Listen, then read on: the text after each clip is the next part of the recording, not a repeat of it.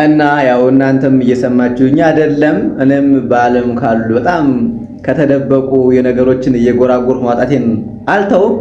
እና ህንድ ስትሄዱ አልኳችሁ አይጦች በጣም የተከበሩና የተቀደሱ ነገሮች ናቸው። እዚህ ስታያቸው እንደምትደነግጧቸው፣ በወጥመድ እንደምንገላቸው፣ በተለያየ መርዝ እንደምናጠፋቸው አይደለም። ህንድ ጋር ስትሄዱ አይጦች ካርኒማታ የሚባል ቤተ መቅደስ ይሰራላቸዋል። እዚያ በጣም ብዙ አይጦች ይኖራሉ። ከ25,000 በላይ አይጦች አሉ። ነጭም ጥቁርም አሉ። ስለዚህ ሰዎቹ በረከት ለማግኘት የሚያደርጉት ምንድነው?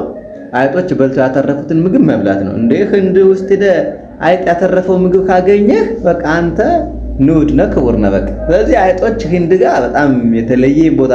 በአጠቃላይ ህንድ ግን በሬም በጣም ትልቅ ነገር ነው።